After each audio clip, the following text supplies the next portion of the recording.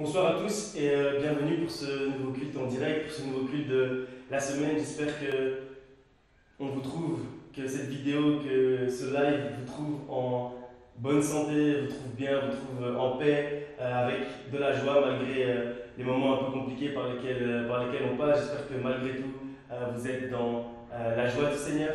Voilà, on va passer un moment maintenant dans l'écoute de la parole de Dieu, dans l'étude de la parole de Dieu, un moment d'exhortation et de prédication.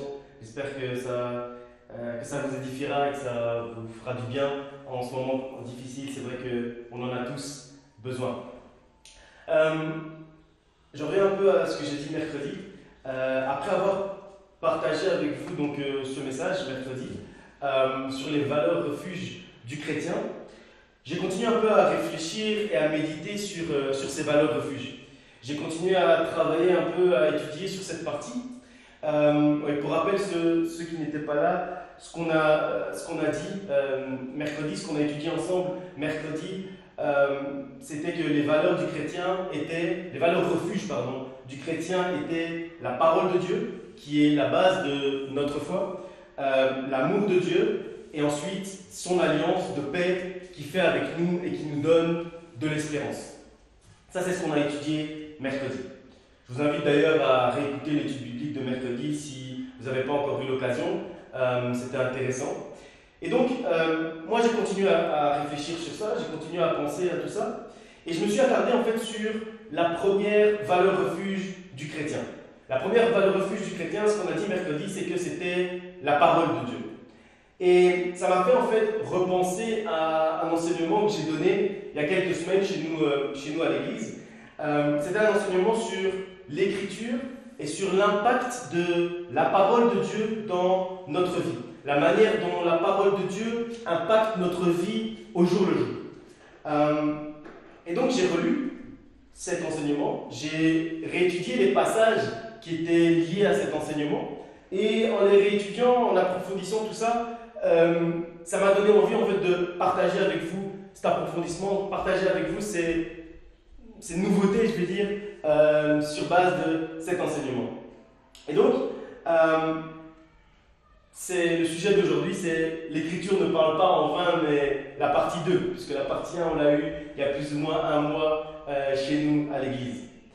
La Bible dit que la parole de Dieu dit que Dieu parle parfois d'une manière, parfois d'une autre.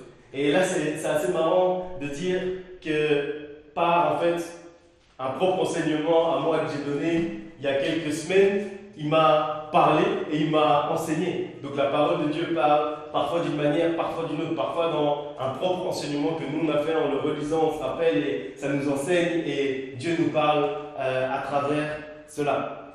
Et donc on va prendre d'abord en partie cet enseignement qui disait l'écriture ne parle pas en vain, et ensuite on va approfondir avec quelques autres passages. Le premier passage se trouve dans Jacques 4, au verset 5 et 6. Jacques 4, 5 et 6. Croyez-vous que l'écriture parle en vain? L'esprit qui habite en nous a des désirs qui tendent à l'envie. Il accorde au contraire une grâce plus excellente. C'est pourquoi l'Écriture dit « Dieu résiste aux orgueilleux, mais il fait grâce aux humbles. » Croyez-vous que l'Écriture parle en vain? Croyez-vous que la parole de Dieu parle en vain? Croyez-vous que la Bible a été écrite en vain? C'est la question que ce verset nous pose. Moi, j'aime bien quand la Bible nous pose des questions. Parce que c'est toujours une manière de se remettre en question, c'est toujours une manière de faire une introspection, de réfléchir, d'étudier, de se poser des questions sur notre propre manière d'agir. Et quand on nous pose cette question, croyez-vous que l'Écriture parle en vain? Moi, personnellement, ça me touche. Ça me donne envie de réfléchir à mon propre comportement. Rien que cette question, pour moi, elle est vraiment édifiante. Elle m'avait édifié la première fois quand j'avais prêché sur ça il y a un mois, un peu plus d'un mois à l'église. Et elle m'a réédifié une deuxième fois cette question. Croyez-vous que l'Écriture parle en vain? Trop souvent dans les situations qui nous arrivent, on oublie quelle est notre valeur refuge, comme on a dit mercredi. On oublie l'importance de la parole de Dieu agissante dans notre vie. On oublie que la parole de Dieu est efficace, plus efficace même qu'une épée à double tranchant. Tout ça, on l'oublie. Et donc on commence à agir comme si l'Écriture parlait en vain, comme si la parole de Dieu était vaine, comme si la Bible avait été écrite en vain. Alors il est temps qu'on se rappelle que l'Écriture ne parle pas en vain. Il est temps qu'on se rappelle que la Bible ne nous a pas été donnée en vain. Il est temps qu'on se rappelle que quand Dieu parle, ce n'est pas en vain.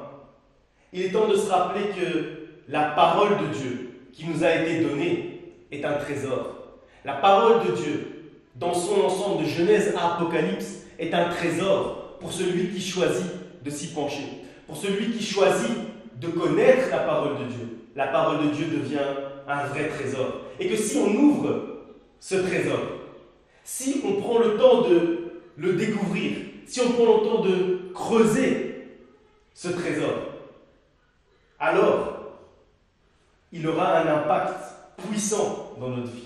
Alors il va bouleverser notre vie. Alors il va changer notre vie. Parce que ce trésor, il a un impact puissant. Parce qu'il n'a pas été donné en vain. Et à plus forte raison, je pense que dans une situation de crise, comme celle par laquelle on est en train de passer aujourd'hui, ce verset, ce passage prend toute son importance. C'est important de se rappeler que l'Écriture ne parle pas en vain. C'est important de se rappeler que quand Dieu nous dit quelque chose, ce n'est pas en vain. C'est important de se rappeler que quand Dieu te dit qu'il t'aime, ce n'est pas en vain. C'est important de se rappeler que quand Dieu dit qu'il te délivre, ce n'est pas en vain. C'est important de se rappeler que quand Dieu dit qu'il te guérit, ce n'est pas en vain. C'est pour accomplir ce qu'il a dit. C'est pour accomplir ces paroles qu'il les a prononcées à la base, parce qu'il n'est ni un homme pour mentir, ni le Fils de l'homme pour se repentir de ses paroles.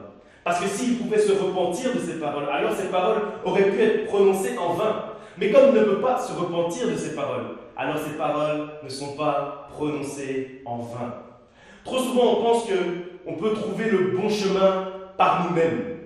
Trop souvent, on pense qu'on peut trouver la bonne solution à un problème par nous-mêmes. Qu'on peut trouver la porte de sortie à une situation difficile par nous-mêmes. Alors que la parole de Dieu, justement, elle est là pour nous aiguiller dans ces situations compliquées. La parole de Dieu, elle est là pour nous montrer, justement, le chemin à suivre. C'est comme si on vous donne un GPS, mais vous ne l'utilisez pas et vous vous obstinez à vous perdre dans les champs. Alors que vous avez un GPS qui suffit d'allumer. Alors que vous avez une carte qui suffit de suivre. Parce que la parole de Dieu est notre carte à suivre pour mener notre vie à bien. La parole de Dieu est là pour nous montrer le chemin. Mais trop souvent, nous, comme le dit le verset 6 ici de Jacques, et c'est intéressant de voir que Jacques 5 nous pose la question, croyez-vous que l'Écriture a été écrite en vain? Et puis Jacques 6 nous dit qu'en fait, si on se comporte comme ça, c'est parce qu'on est trop orgueilleux. Parce que Dieu fait grâce aux humbles, comme il est marqué ici. Mais par contre, il résiste aux orgueilleux. Et donc, on met en fait en rapport le fait de croire que la parole est écrite en vain et le fait d'être tout simplement orgueilleux. Et trop souvent, on croit que justement notre orgueil nous fait croire qu'on sait comment agir, on sait comment se comporter, on sait quelle voie prendre sans même consulter la parole de Dieu, sans même prier, sans même consulter Dieu, sans même lire la Bible. On croit qu'on sait par nous-mêmes. Et ce que nous montre ce passage, c'est que à chaque fois qu'on agit de cette manière, à chaque fois qu'on se comporte de cette manière, c'est comme si on considérait que la parole de Dieu avait été écrite en vain. C'est comme si on considérait que la Bible est là en vain. C'est comme si on considérait que Christ, qui est la parole fait homme, venu sur la terre, est venu en vain. Alors, à chaque fois qu'on ne consulte pas la parole de Dieu, avant d'agir, Dieu nous pose cette question. Dieu nous pose la question, Dieu te pose la question, Dieu me pose la question, on est tous dans le même panier sur ça. Il nous pose la question, crois-tu que l'Écriture parle en vain? C'est la question que Dieu me pose, c'est la question que Dieu te pose, c'est la question que Dieu nous pose. Croyez-vous que l'Écriture a été écrite en vain? Est-ce que tu crois que cette Écriture, en fait, elle n'est pas pour toi? Est-ce que tu crois que dans ta vie, la parole de Dieu parle en vain? Est-ce que tu crois que la parole de Dieu n'a pas d'impact sur ta vie, n'a pas d'impact dans ta vie? C'est la question que Dieu te pose à chaque fois que tu agis sans consulter la parole de Dieu, sans le consulter lui-même, sans même te mettre à genoux et prier et demander est-ce que je dois aller à gauche ou à droite? À ce moment-là, Dieu te pose la question. Crois-tu que l'Écriture a été écrite en vain? On va continuer à lire, on va lire Romains 10, chapitre 16 à 19.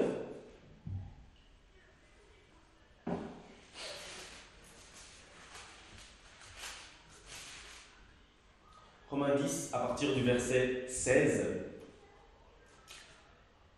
Mais tous n'ont pas obéi à la bonne nouvelle. Aussi, Ésaïe dit-il, Seigneur, qui a cru à notre prédication? Ainsi, la foi vient de ce qu'on entend, et ce qu'on entend vient de la parole de Dieu. Mais je dis, n'ont-ils pas entendu? Au contraire, leur voix est allée par toute la terre et leur parole jusqu'aux extrémités du monde. Mais je dis, Israël ne l'a-t-il pas su? Israël ne l'a-t-il pas su? On va s'arrêter là. Encore une fois, ici, on nous pose une question très intéressante. Comme je vous ai dit, moi j'aime bien quand la Bible nous pose des questions, ça nous permet de réfléchir à nous-mêmes, ça nous permet de réfléchir à notre comportement. Moi ça m'intéresse, ça me passionne ce genre de questions. Ici on nous pose une question. Mais avant ça, avant de poser la question, on nous parle de la foi. On nous dit que la foi vient de ce qu'on entend. Et ce qu'on entend vient de la parole de Dieu. C'est comme si en fait, l'apôtre Paul à ce moment-là, ce qu'il est en train de faire, il est en train de sonder, de réfléchir, d'analyser la foi du chrétien. Il est en train de se poser des questions sur la manière dont le chrétien vit sa foi. Et en analysant, il se dit, mais la foi vient de ce qu'on entend. Ce qu'on entend vient de la parole de Dieu. Mais ils ont entendu la parole de Dieu, puisque la parole de Dieu leur a été prêchée, comme on dit au verset 18. La parole de Dieu leur a été prêchée, alors qu'est-ce qui s'est passé?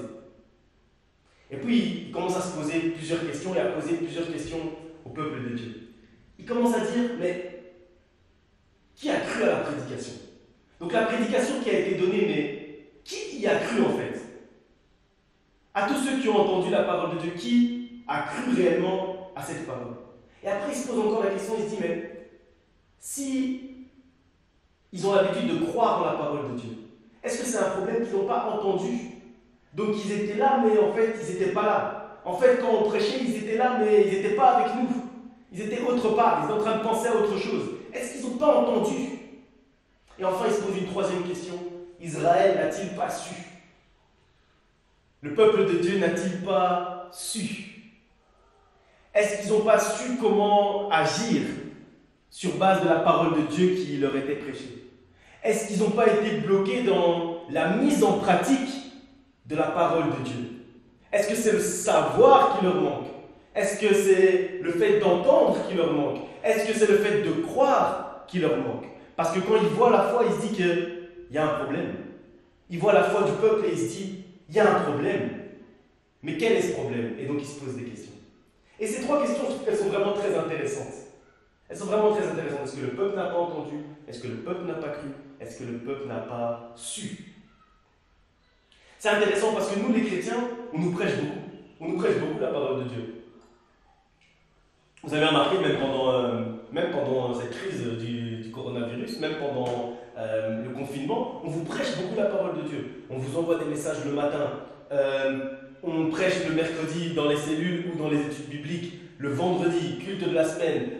Samedi, réunion de la jeunesse, réunion des ados. dimanche, le culte de 11 heures, le culte en italien pour ceux qui parlent aussi italien, tout ça, on nous prêche beaucoup la parole de Dieu. On va au culte, on va aux enseignements, on va aux études bibliques. Donc on nous prêche la parole de Dieu. Pour ceux qui, comme moi, ont grandi à l'église ou qui sont maintenant encore jeunes dans l'église, depuis l'école du dimanche, on nous prêche. Puis après, il y a les ados, les moniteurs des ados qui nous prêchent. Puis il y a la jeunesse, les moniteurs des jeunes qui nous prêchent. Ensuite, il y a les différents groupes, les groupes des dames, les groupes des hommes, les cellules de maison, l'église, etc. On reçoit beaucoup de nourriture spirituelle, on nous prêche beaucoup la parole de Dieu. Mais la question ici, les questions ici de l'apôtre Paul, en fait, elles portent sur autre chose. Elles ne portent pas sur la parole de Dieu qui est prêchée. Les questions de l'apôtre Paul, elles portent sur la manière dont cette parole est reçue par le peuple de Dieu. Le comportement du peuple de Dieu par rapport à la parole qui leur est prêchée. Parce qu'il leur a prêché la parole de Dieu. Et puis il voit leur foi. Et puis il voit leur comportement. Et puis il se dit, mais ça n'a pas l'air de correspondre avec ce que je leur enseigne. Ça n'a pas l'air de correspondre avec les prédications qui leur sont données.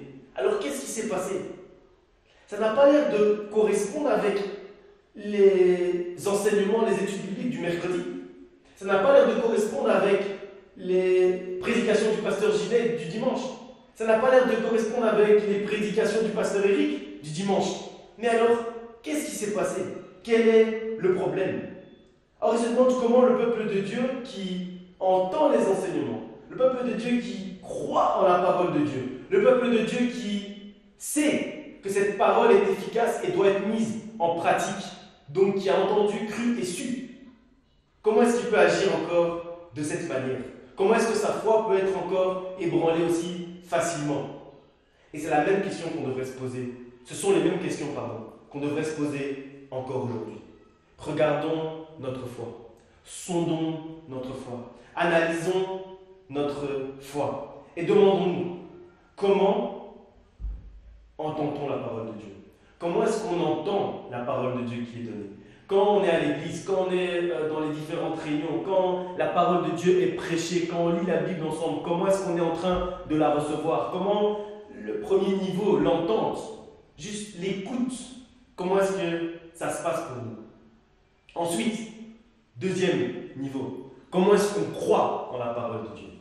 Quelle foi est-ce qu'on met dans la parole de Dieu? Quelle foi est-ce qu'on met dans les prédications qui nous sont données? Quelle foi est-ce qu'on met dans les paroles d'encouragement, dans les paroles d'exhortation, dans les enseignements, dans les études bibliques? Quelle foi est-ce qu'on met dedans? Comment est-ce qu'on croit en cette parole? Et ensuite, après avoir cru, comment est-ce qu'on met en pratique cette parole? Comment est-ce qu'on sait la parole? C'est pas très français de dire ça, mais je vais quand même le dire. Comment est-ce qu'on sait la parole?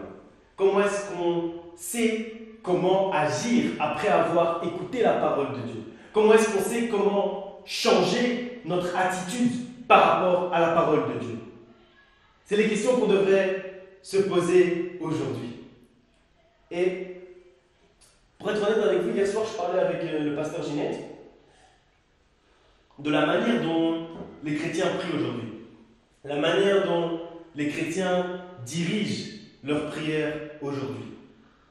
Et sur ce sujet, vraiment, j'ai envie de prendre le temps, donc je donnerai plus de détails dimanche, mais ce dont on s'est rendu compte en parlant avec le pasteur Ginette durant cette discussion, on s'est rendu compte aussi durant les dernières semaines que les semaines qui ont précédé la crise, beaucoup de prédications ont été données. Beaucoup de paroles de connaissance ont été données pour nous préparer. Elles ont été données pour nous préparer. Et puis on se disait ensemble, mais tel dimanche, on avait quand même prêché sur tel comportement, sur telle manière de prier. Alors comment aujourd'hui le peuple de Dieu se comporte et prie autrement?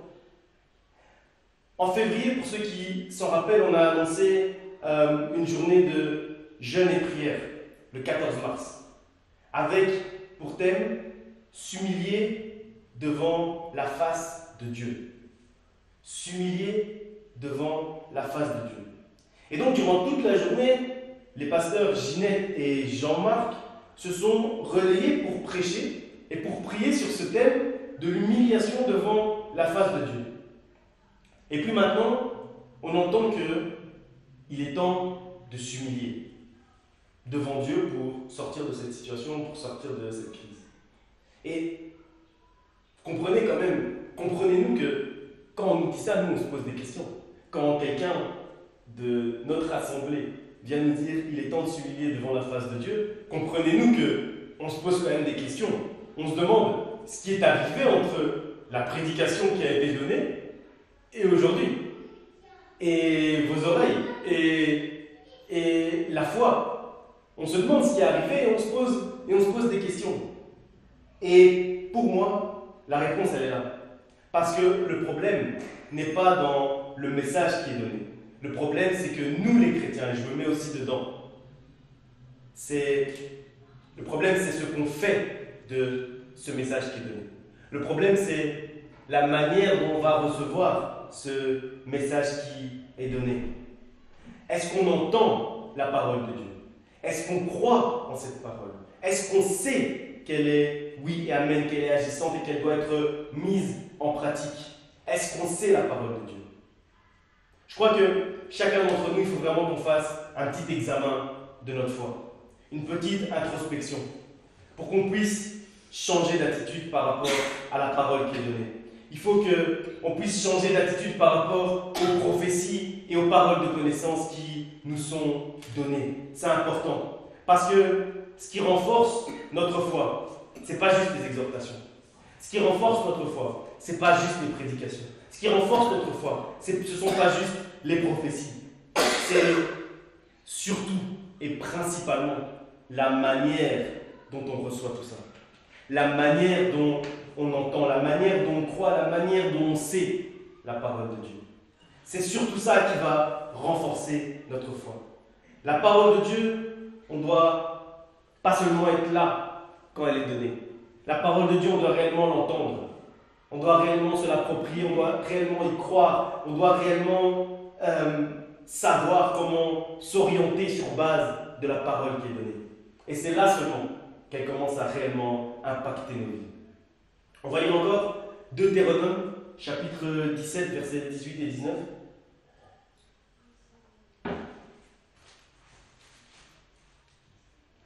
Deutéronome, chapitre 17, versets 18 et 19.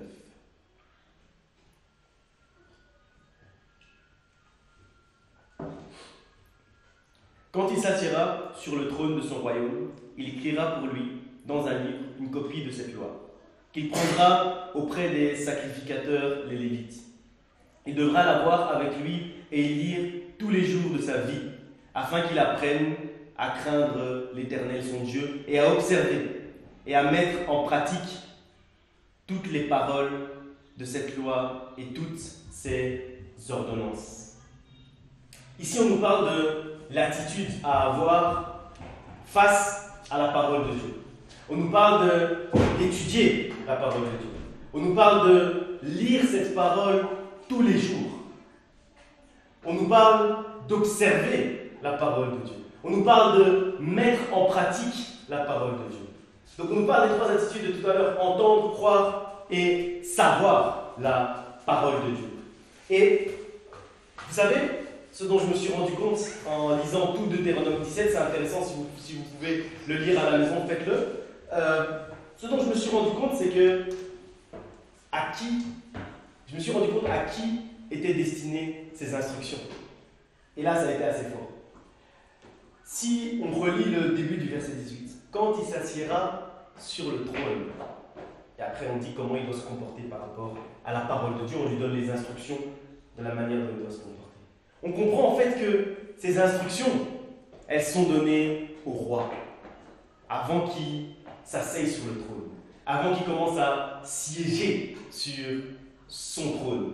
On lui donne ces instructions, la manière dont il doit se comporter par rapport à la parole de Dieu. Au moment où il commençait à régner, il recevait des instructions claires sur l'attitude à avoir face à la parole de Dieu, sur l'attitude de roi à avoir face à la parole de Dieu. Bien-aimé, sache que si aujourd'hui tu as l'impression d'être dépassé par les situations, dépassé par les problèmes qui t'entourent, c'est parce que tu ne règnes pas sur ces situations. C'est parce que tu n'es pas roi et maître de ces situations. Et ce qui t'empêche de régner, c'est ton attitude face à la parole de Dieu. Ce qui t'empêche de régner sur les situations et sur les problèmes, c'est ton attitude face à la parole de Dieu. Parce qu'au moment où on commence à régner, notre attitude face à la parole de Dieu doit changer. C'est au moment où notre attitude change par rapport à la parole de Dieu qu'on commence réellement à dominer et à régner.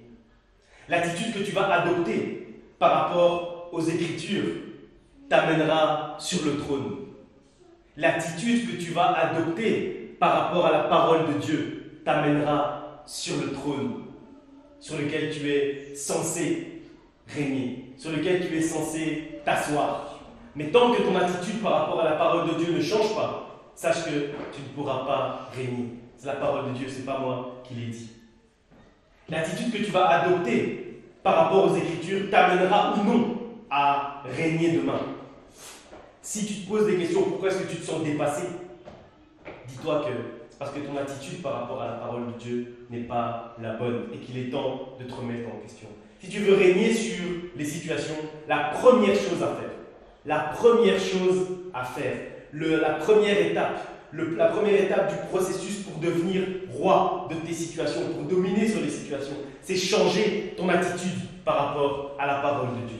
Changer ton attitude par rapport aux prédications. Changer ton attitude par rapport aux exhortations. Changer ton attitude par rapport aux prophéties, aux paroles de connaissance qui sont données. Changer ton attitude par rapport à la parole de Dieu.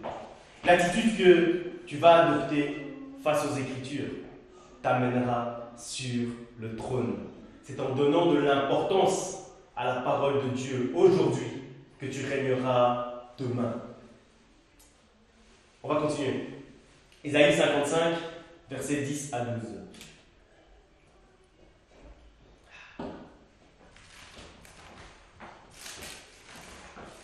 C'est tellement intéressant, je pourrais prêcher sur ça longtemps, mais je vais essayer de ne pas trop vous tenir.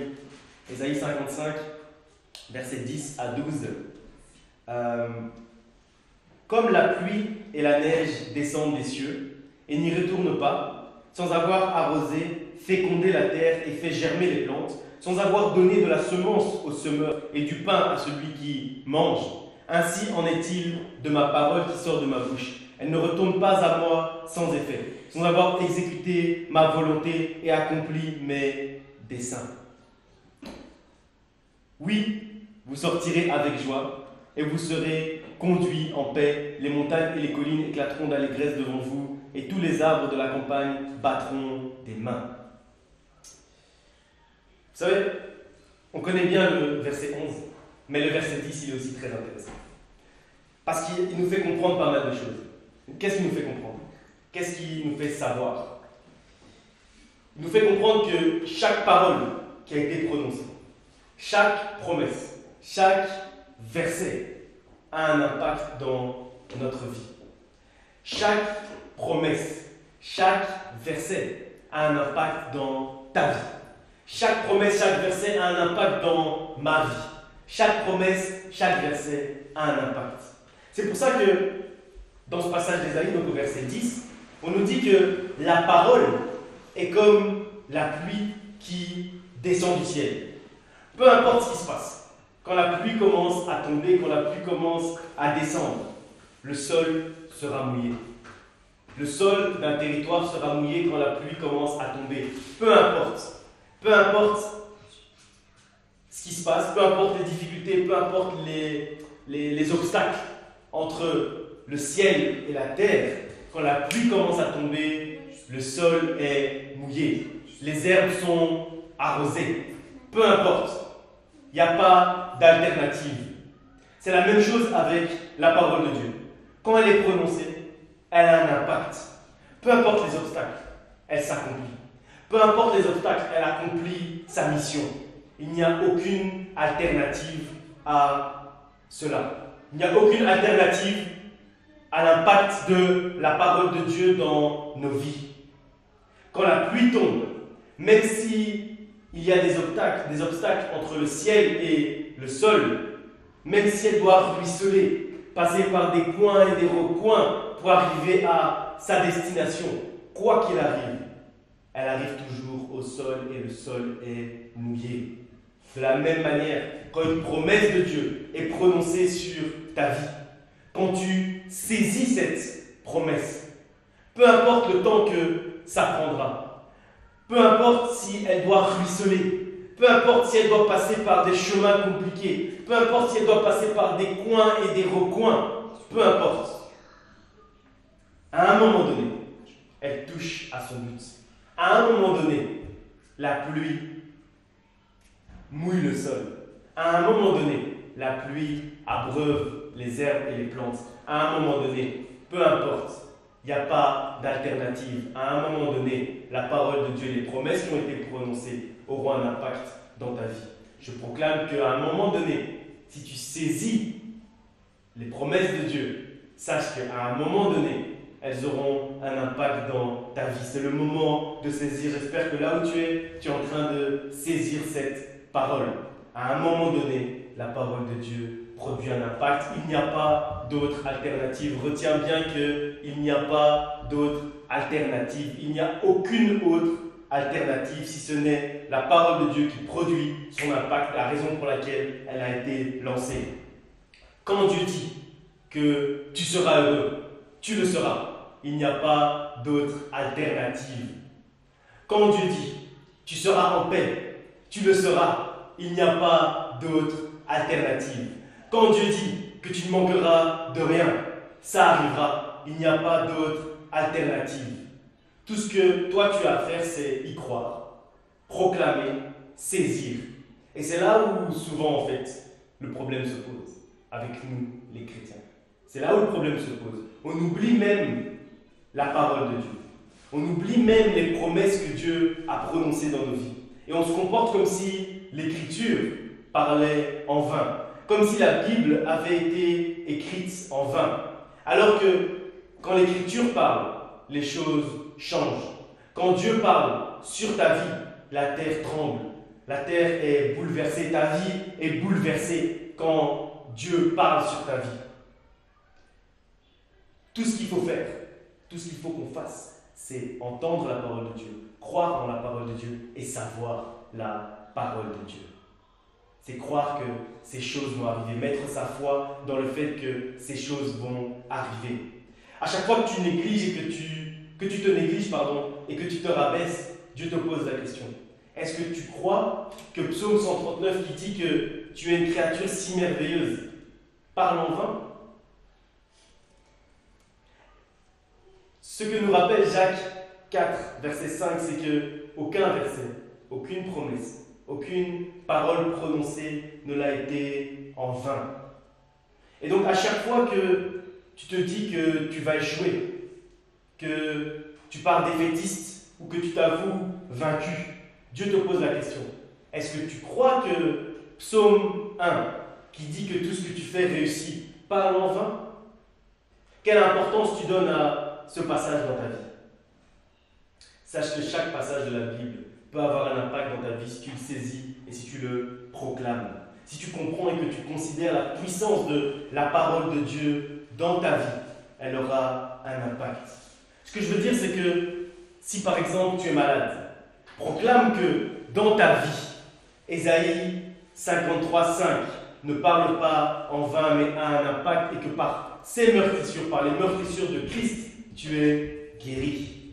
Ce que je veux dire, c'est que si aujourd'hui, à l'heure où je suis en train de te parler, tu manques de quelque chose, proclame que Philippiens 4:19 ne parle pas en vain dans ta vie, mais a un impact sur ta vie.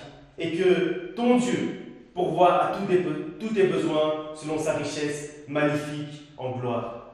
Parce que l'Écriture ne parle pas en vain. Parce que la Bible n'a pas été écrite en vain, sans raison.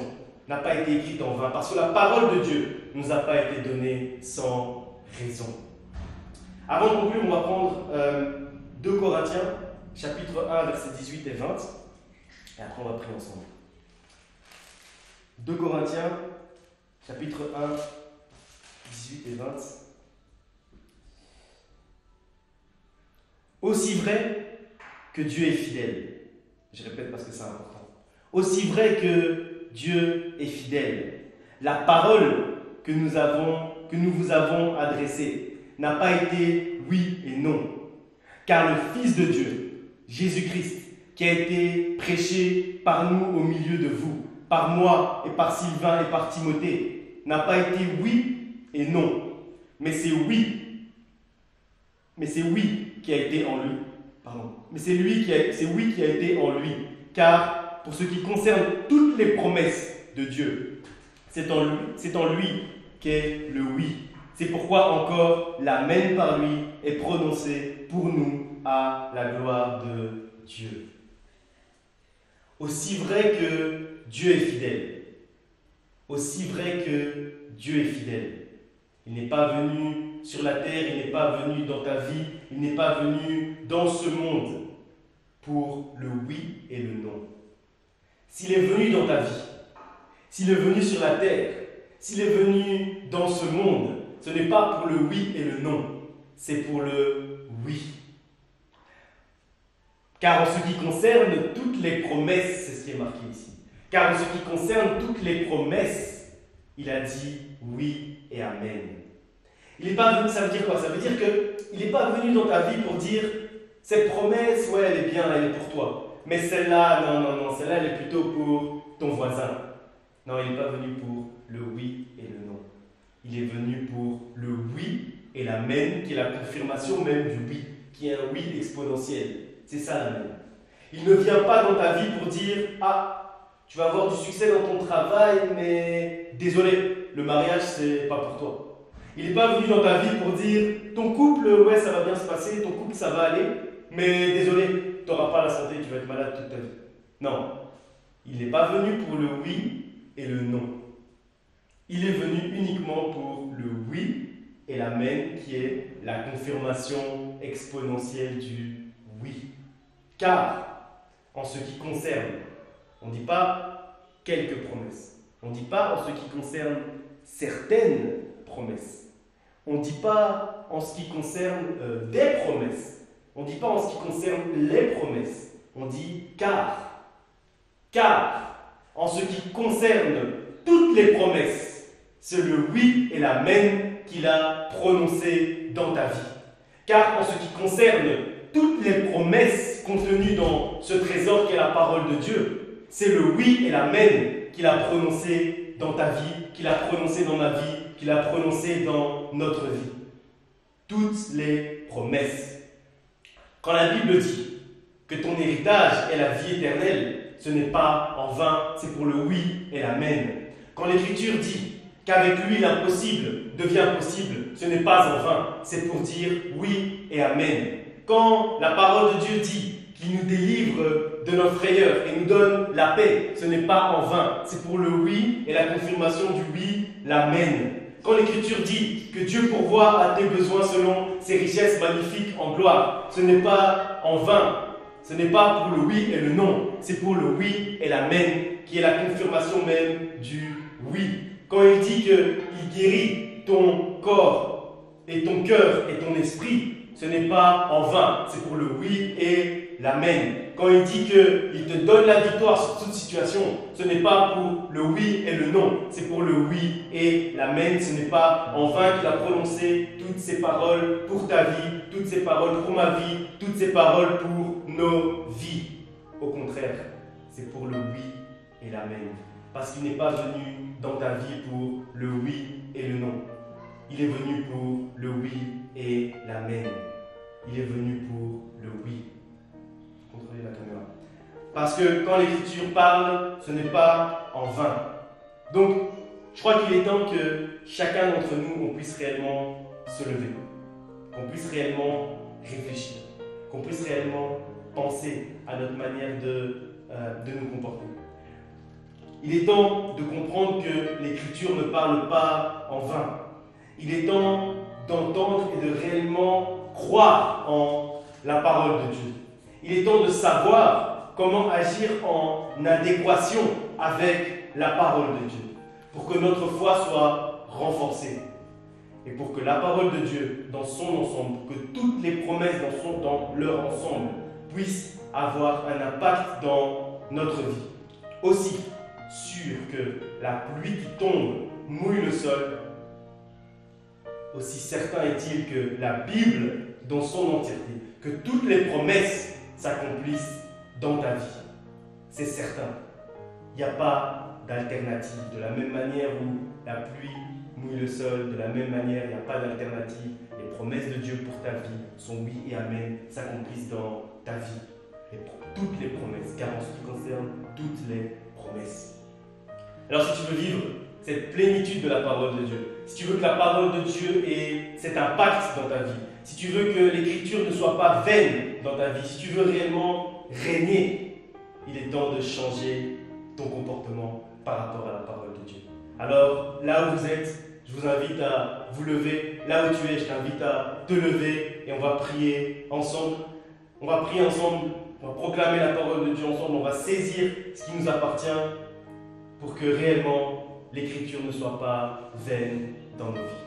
Levons-nous ensemble, moi je suis déjà debout et prions.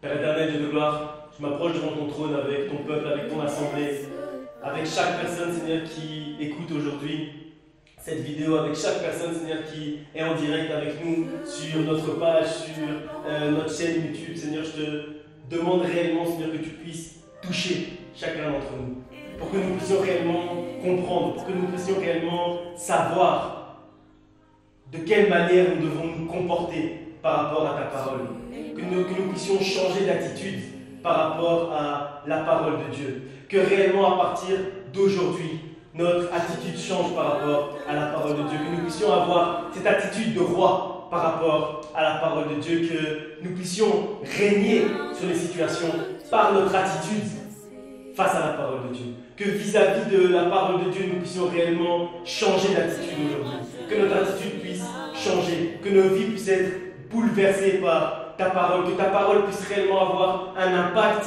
dans nos vies, que ta parole puisse être puissante, agissante, plus efficace qu'une épée à double tranchant. Seigneur, que toutes tes promesses soient le oui et l'amen dans nos vies. Je proclame, Seigneur, que tes promesses sont oui et amen dans la vie de mes frères et de mes sœurs qui me regardent aujourd'hui. Je proclame, Seigneur, que tes promesses sont oui et amen dans la vie de nos enfants, dans la vie de nos parents, dans la vie de nos frères, nos sœurs, nos amis. Je proclame, Seigneur, que tes promesses sont oui et amen. Parce qu'aujourd'hui, nous avons compris et aujourd'hui, nous changeons d'attitude face à ta parole. Aujourd'hui, nous changeons d'attitude face à tes écritures. Aujourd'hui, nous allons réellement entendre ta parole. Aujourd'hui, nous allons réellement commencer à croire en ta parole. Aujourd'hui, nous allons réellement commencer à savoir comment agir par rapport à ta parole, comment mettre en pratique ta parole au jour le jour dans nos vies. Que réellement nous puissions avoir l'attitude de roi par rapport à la parole de Dieu.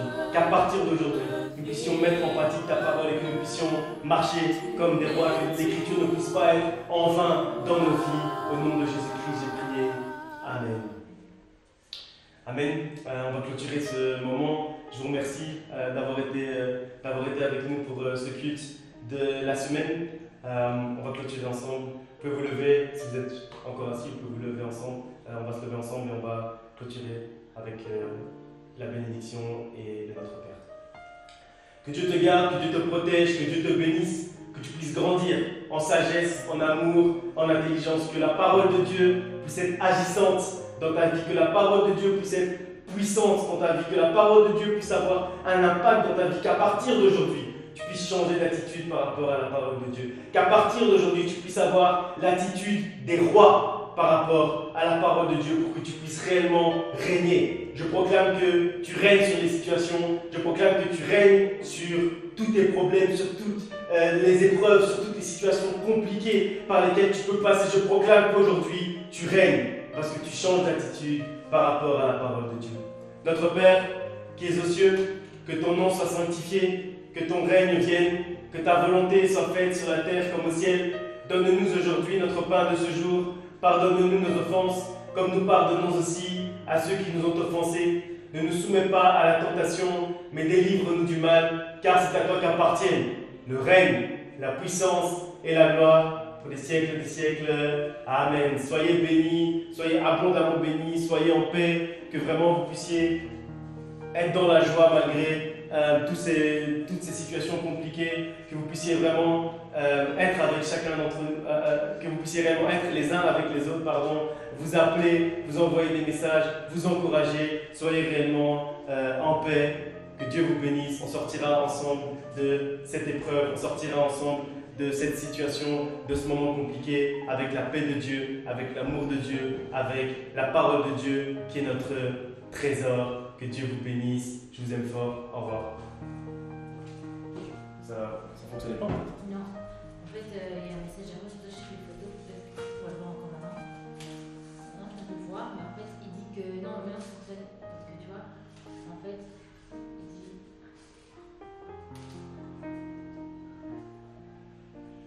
Et en fait, il filmait que la moitié à chaque fois. Et donc, je ne peux plus relancer.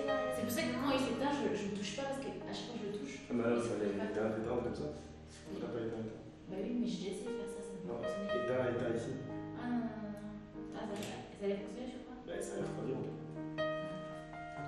Et donc, du coup, ça n'a rien filmé? Si, ça filme, mais en fait, quand ça coupe après les 10 minutes, il faut attendre 1 minute. Ok. Donc, t'as toujours 1 minute de battement.